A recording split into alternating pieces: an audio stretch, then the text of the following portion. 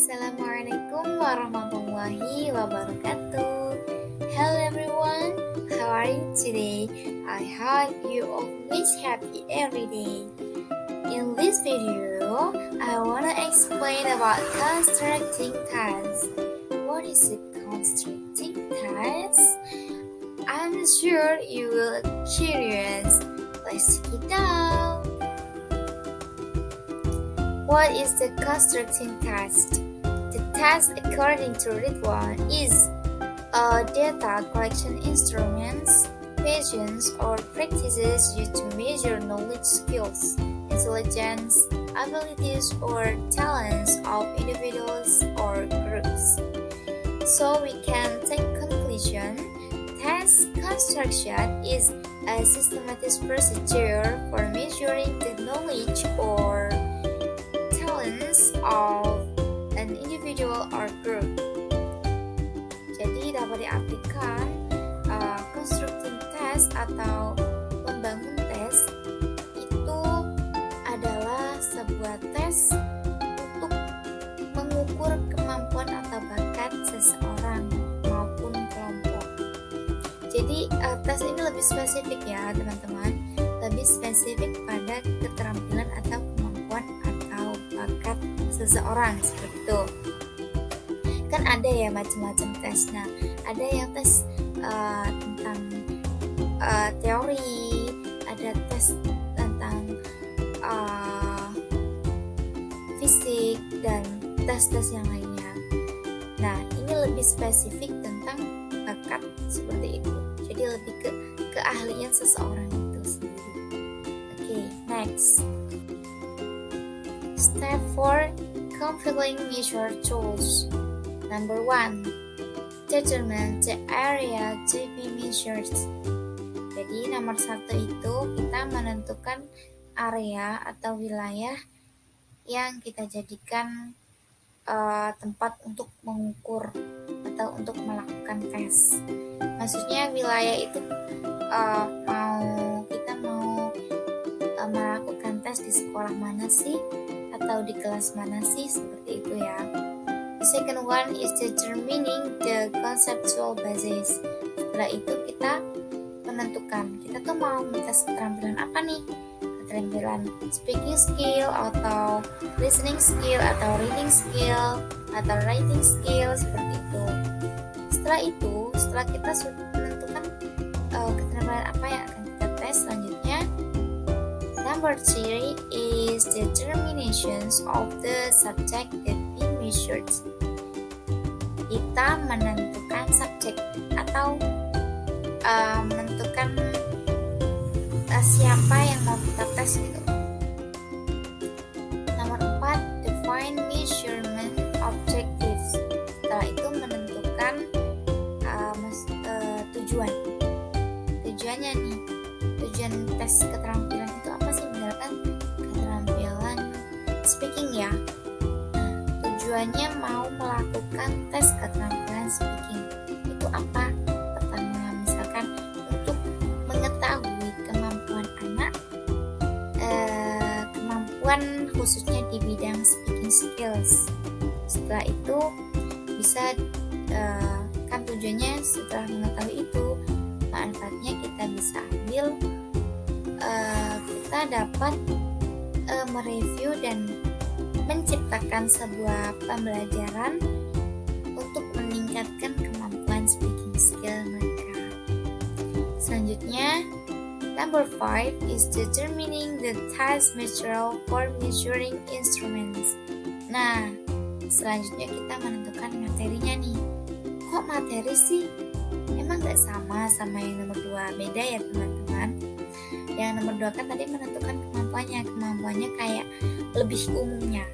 Kalau yang bagian yang kelima itu lebih spesifik, lebih ke dalamnya. Jadi kita memang ngetes misalkan speaking skill, materinya apa kayak gitu. Misalkan kayak singing or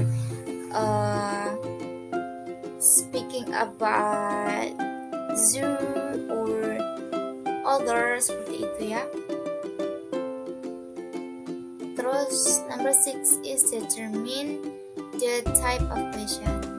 Menentukan jenis tes. Mau jenis tes bagaimana? Mau jenis tes lisan atau mau tes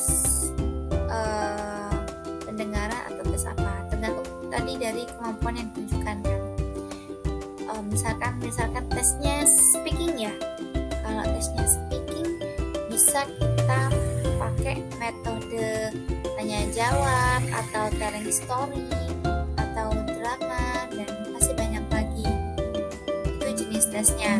Satu, number 7, determine the number of questions for the whole measuring instrument and its part. Nomor 7 itu menentukan nomor soal untuk mengukur kemampuan siswa melalui instrumen atau tes setiap partnya. Misalkan kita pakai writing ya, dia kan modelnya kan pakai kertas kan. Nah, soal itu kan biasanya kadang ada yang pilihan ganda, ada yang esai gitu.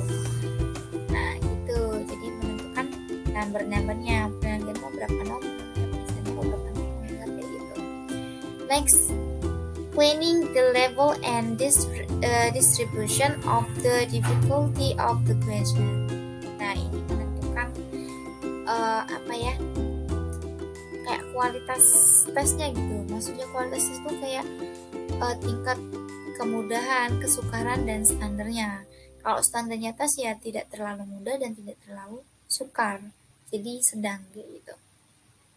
Kalau nanti tesnya lebih banyak siswa yang dapat menjawab soal-soal yang telah ditentukan, berarti itu terlalu mudah.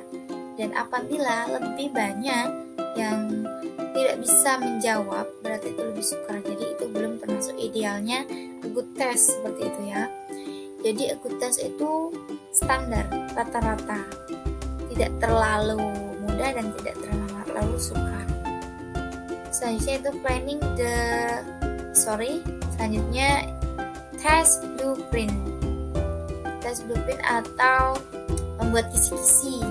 Jadi setelah menentukan tesnya, materinya apa, yang dituju siapa, tempatnya di mana, materinya apa. Setelah itu kita menentukan kisi-kisinya. Kisi-kisi itu jawaban dari tes yang telah disiapkan atau yang telah direncanakan ya. Terus setelah itu nomor 10 atau the 10th, planning a diagram for question writers. Setelah itu merencanakan penulisan tes. Jadi setelah kita menentukan itu semua, kapan nih kita mau menulis tes ini? Setelah itu nomor 11 atau number 11, planning the ensemble of questions. Setelah itu barulah kita merakitnya. Kan tadi kan baru menentukan. Setelah itu kapan nulisnya, setelah ditulis kan ya saling berkesinambungan ya sama nulis ya. Karena apa? Karena menulis itu juga butuh perakitan. Maksudnya perakitan itu susunannya soal sistematis gitu. Jadi nggak soal nomor 1 sampai 10 itu sulit semua, setelah itu udah semua kayak gitu. Jadi lebih seringnya tuh randomly kayak gitu ya. Terus nomor 12 or 12, planning task publishing schedule. Jadi merencanakan publish jadwal tes. Jadi tuh kapan nih kita mau buat jadwal. Jadi jadwal tes ini dilakukan kayak gitu. Jadi dipublishkan, diumumkan seperti itu.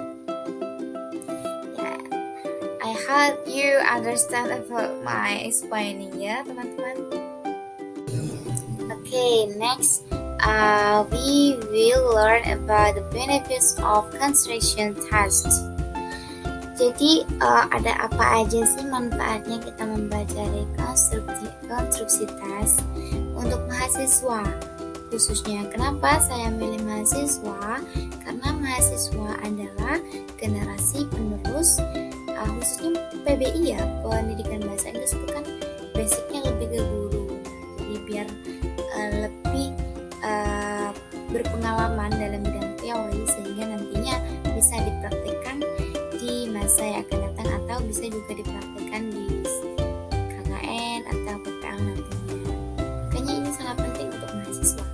Yang pertama, or the first is able to understand the general principles of the preparation of measuring instrument or test physiological. Jadi nanti siswa atau mahasiswa mampu memahami prinsip umum penyusunan tes psikologikal. Selanjutnya yaitu student know the characteristics of psychological measuring instrument that meet the requirements. Itu maksudnya mahasiswa mengetahui karakter atau ciri-ciri dari tes konstruksi itu, yang tentunya yang memenuhi syarat. Terus yang terakhir, or the last steps is students are able to practice the preparations of psychological measuring tools, in particular achievement test of ability test. Jadi yang terakhir itu mahasiswa mampu mempraktekkan penyusunan konstruksi tes, baik prestasi maupun kemampuan. Gitu. Maksudnya tuh sama sih kemampuannya. Kemampuan kan ini kan tes ini kan lebih spesifik pada bakat. Oke. Bah, the last step or the last slide. Thank you. Wah, ternyata udah selesai ya teman-teman.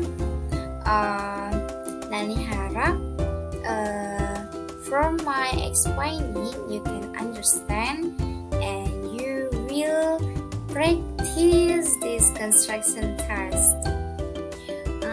I'm really aware of weaknesses in my video because Nani juga masih belajar ya teman-teman. Jadi Nani butuh banget nih komen, kritik dan sarannya di kolom komentar di YouTube ini, tentunya di video ini ya. Oke, Nani rasa that's all enough. I will close this video with say alhamdulillahirabbil alamin. Wassalamualaikum warahmatullahi wabarakatuh.